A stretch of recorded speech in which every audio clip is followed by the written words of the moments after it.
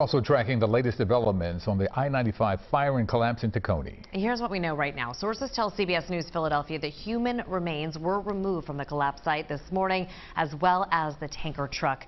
PennDOT says that the demolition of the collapsed highway is likely to be complete within 4 to 5 days. And Secretary of Transportation Pete Buttigieg will be in Philadelphia to visit the crash site. And right now we have team coverage of the impact, the recovery, and the investigation. We begin with Chief Investigator Joe Holden, who has new information about the crash as well as where the driver was heading yesterday morning. Joe?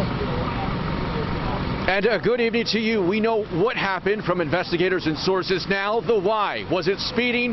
Was it a sudden health situation? All of those questions now the subject of an intense local, state, and federal investigation.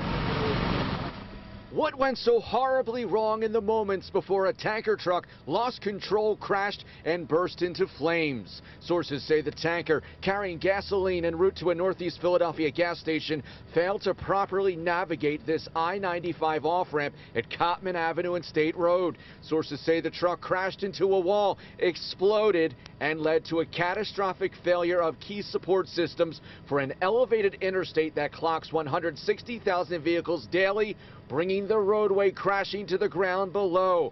PennDOT Secretary Mike Carroll. From what we understand, the tractor and trailer was trying to navigate the curve, lost control of the vehicle, landed on its side, and ruptured the tank and ignited the fire. Sources say early on, investigators had some indicators something was wrong. A GPS tracking system in the truck went offline, disappearing from tracking screens at roughly the moment of the explosion, according to sources. A short time later, sources say the unidentified owner of the truck that had been monitoring its real-time movement reported to police the truck could no longer be located. And after that, sources say a local gas station had reported its fuel shipment never arrived. Investigators have declined to name the truck's owner.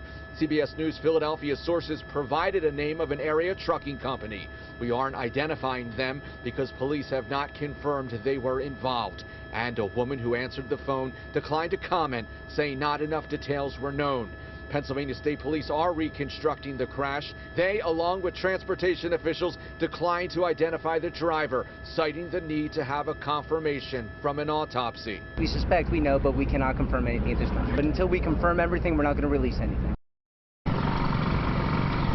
Well, and the sudden storms moving in are not helping with the investigation. Now, there are multiple prongs to it, with the NTSB expected to release a preliminary report in at least 2 weeks, and then there will be a formal report on all of this from the National Transportation Safety Board in about 1.5 to 2 years. It is a very lengthy process. For now, we're live in the Tacony section of Philadelphia. This is Joe Holden, CBS News, Philadelphia. Well, that it is. Joe, thank you so much for that.